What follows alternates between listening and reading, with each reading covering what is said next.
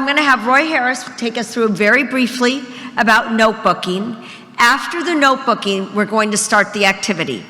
So with that, Roy, I'm going to turn it over to you. Thank you, Kelly. Good morning, everyone. Or I should say good afternoon, since we've all been up probably since 5, 6 o'clock today. Okay, quick question, okay? And just show of hands. How many of you have brought a notebook with you? Okay, some type of notebook. Let me see a show. Okay. I was walking around before. I saw a number of you writing in your notebook. Some people were just, next question is just, how many of you are just writing on a piece of paper that's there? Anyone here? Okay, okay.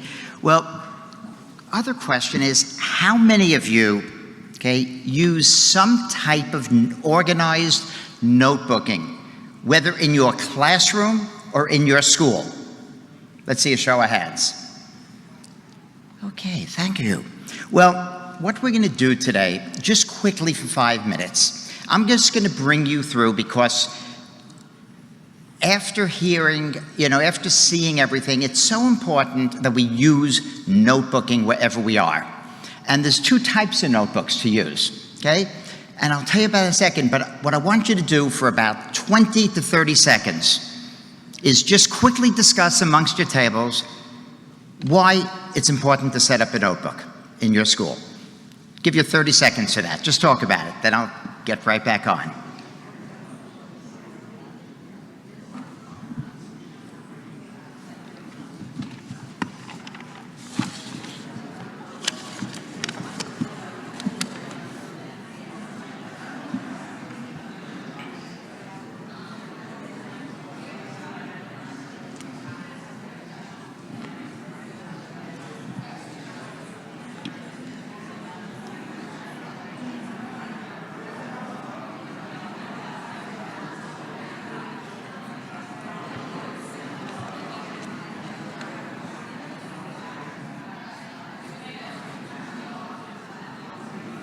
Okay, some great conversations, I'm sure that are going on there.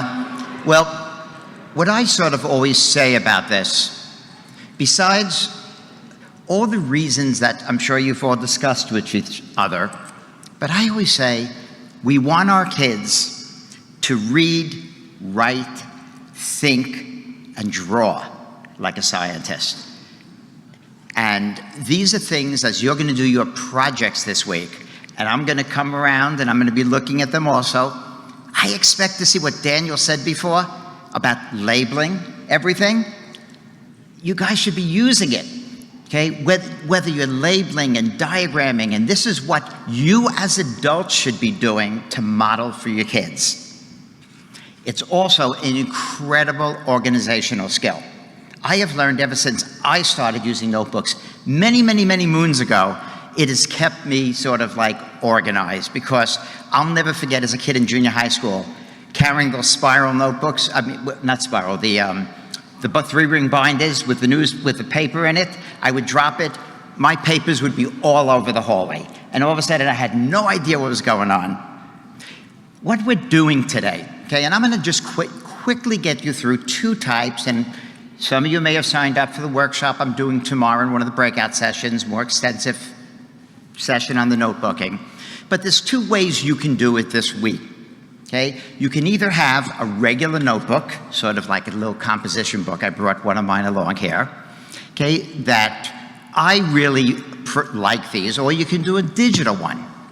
And basically, I'd say here, composition books, little smiley sign, my favorite.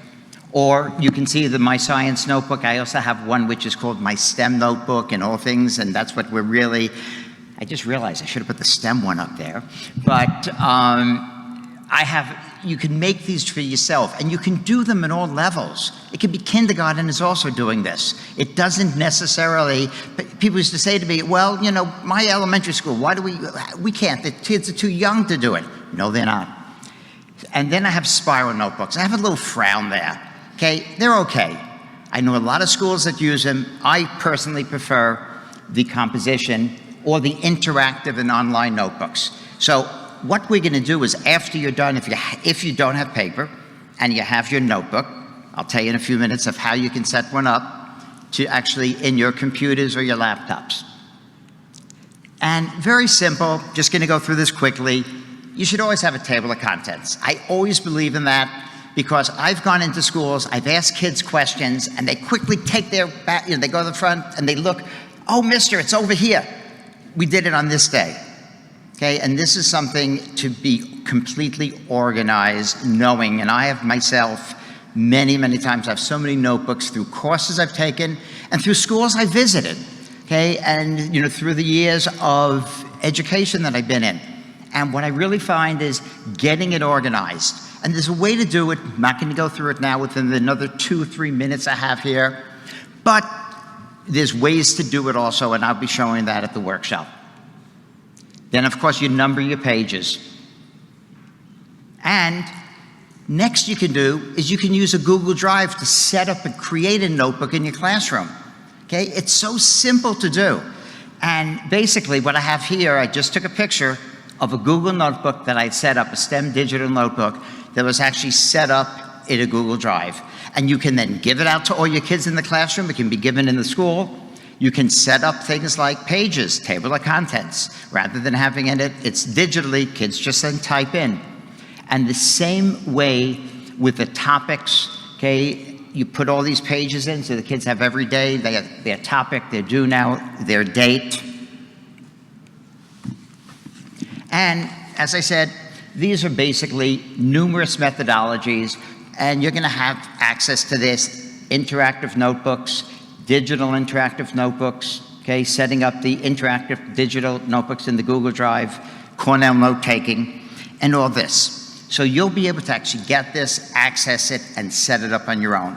What I am going to just sort of close quickly with you is, as I said just before, when you are doing the elementary activity, or you're doing the middle and high school activity, I'm going to be walking around, and I know I'm going to see everyone labeling, making diagrams, and putting everything in and keeping a record of your activity within your notebooks as you do it. Thank you, guys. I'll see you all later.